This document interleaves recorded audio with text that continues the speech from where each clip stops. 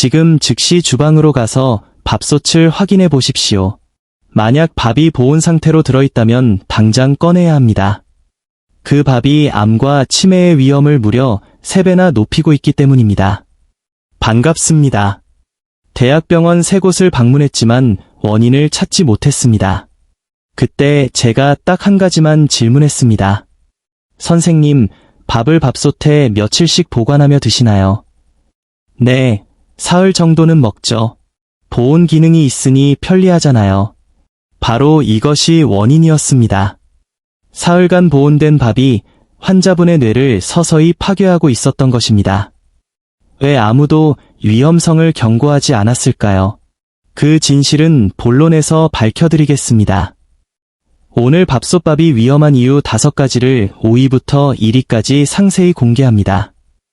특히 1위는 제가 진료한 환자 절반이 응급실에 실려온 결정적인 원인입니다. 박영숙 님이 어떻게 건강을 회복하셨는지도 함께 알려드리겠습니다. 5위는 바로 노랗게 변색된 밥입니다.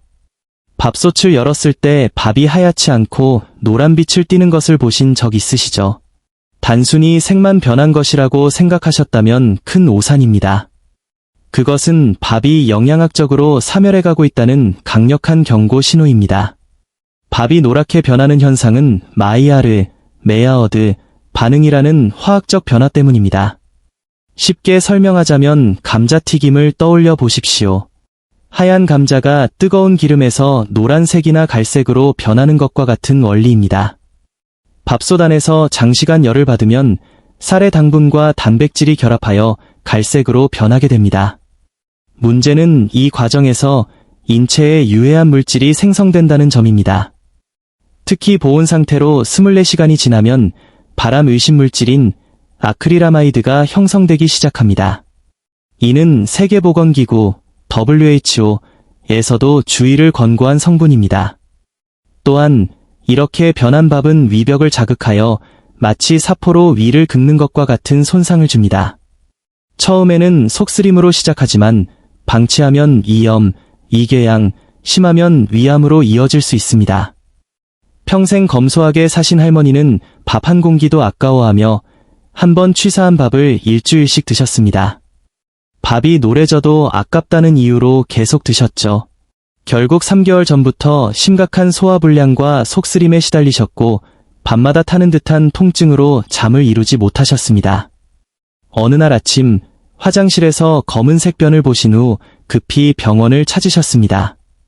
내시경 검사 결과 위벽이 심하게 헐어 이궤양 직전 상태였습니다. 할머니는 밥 한 공기가 500원을 아끼려다 치료비로 200만 원 이상을 지출하게 된 것입니다. 누런 밥은 영양이 전무한 사채밥이나 다름없습니다. 비타민 B1은 보온 12시간 만에 80% 이상 파괴됩니다. 뇌 기능을 돕는 비타민과 미네랄이 사라진 밥은 독성 물질만 남은 껍데기에 불과합니다. 4위는 따뜻한 밥솥이 세균 배양기로 변한다는 사실입니다. 밥솥 뚜껑을 열 때 올라오는 김을 보며 안심하셨겠지만 그 온도는 세균이 번식하기에 최적의 환경입니다. 특히 쌀에 잠복해 있는 특정 세균은 끓여도 죽지 않는 강한 생존력을 지니고 있습니다. 온도가 낮아지는 순간 이 세균들이 깨어나 활동을 시작하는데 그 속도가 무시무시합니다. 1시간에 2배씩 늘어나 24시간 후에는 무려 1600만 마리 이상의 세균이 밥솥 안에 가득 차게 됩니다. 밥 한 숟가락에 마을 전체 인구보다 많은 세균이 들어있다고 생각하시면 됩니다. 안동의 65세 김철수님은 홀로 거주하며 며칠분의 밥을 보온 상태로 두고 드셨습니다. 무더웠던 지난 여름 보온된 밥을 드신 후 할아버지는 극심한 복통과 설사에 시달리다 의식을 잃고 쓰러지셨습니다. 119로 후송되었을 때는 심각한 탈수와 저혈압 상태였습니다. 응급실에서 2리터가 넘는 수액을 맞고서야 겨우 정신을 차리셨죠. 결과는 심각한 식중독이었습니다. 젊은 층은 가벼운 증상으로 넘어갈 수 있지만 면역력이 약한 60대 이상에게 식중독은 생명을 위협하는 중증 질환입니다. 실제로 식중독 사망자의 70%가 60세 이상 노년층입니다. 밥솥은 따뜻하고 습의 세균에게는 천국과 같습니다. 보온 기능이 여러분의 건강을 갉아먹고 있다는 사실을 명심해야 합니다. 3위는 보온 밥이 사실상 설탕 덩어리와 같다는 점입니다.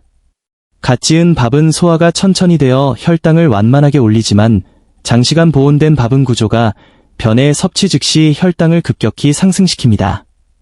엘리베이터를 타고 10층까지 단숨에 올라가는 것과 같은 현상입니다. 확인 결과 할머니는 하루 종일 보온된 밥을 삼시세끼 드시고 계셨습니다.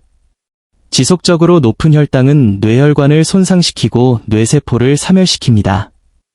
연구에 따르면 당뇨 환자는 일반인보다 치매 위험이 3배나 높습니다. 제가 할머니께 밥을 즉시 얼려 드시라고 권고한 지 6개월 만에 할머니의 혈당은 안정되었고 인지 기능 또한 정상 범위로 회복되었습니다. 2위는 보온 12시간 후 영양소의 90%가 파괴된다는 점입니다. 비싼 쌀을 사도 보온 버튼을 누르는 순간 비타민 B군은 열에 의해 증발합니다. 결국 살만 찌우는 고칼로리 빈 껍데기 밥을 먹는 셈입니다. 대망의 1위는 긁힌 밥솥에서 용출되는 중금속입니다. 지금 당장 밥솥 내소들 확인하십시오. 코팅이 벗겨져 은색 알루미늄이 보인다면 즉시 폐기해야 합니다. 알루미늄은 뇌에 축적되면 절대 배출되지 않으며 뇌세포 간의 연결을 끊어버립니다. 치매 환자의 뇌에서 정상인보다 10배 높은 알루미늄 농도가 검출된다는 사실은 우연이 아닙니다. 66세 정미숙님은 15년간 사용한 낡은 밥솥 때문에 혈중 알루미늄 농도가 정상의 8배에 달했고 결국 급성 치매 판정을 받으셨습니다. 5만 원을 아끼려다 1년에 1,000만 원이 넘는 간병비를 쓰게 되는 비극입니다. 이제 안전하게 밥을 드시는 3단계 방법을 알려드립니다. 즉시 소분하기. 취사 완료 후 30분 이내에 밥을 꺼내어 전자레인지용 용기에 한 끼 분량씩 담으십시오. 즉시 냉동하기. 한 김 식힌 후 바로 냉동실에 보관하십시오. 냉동된 밥은 혈당을 낮추는 저항성 전분이 생겨 오히려 몸에 더 좋습니다. 내속 교체하기. 코팅이 조금이라도 벗겨졌다면 주저 말고 교체하십시오. 6개월에서 1년 주기가 적당합니다. 밥솥 제조사는 보온의 위험성을 말하지 않고 병원은 환자가 줄어드는 것을 원치 않을지 모릅니다. 하지만 저는 여러분이 건강하게 오래 사시길 진심으로 바랍니다. 오늘 내용이 유익했다면 주변 소중한 분들께 이 영상을 공유해 주십시오. 댓글에 실천이라고 남겨주시면 저와 함께 건강을 지키겠다는 약속으로 알겠습니다. 구독과 좋아요는 더 좋은 정보를 전달하는 힘이 됩니다. 감사합니다.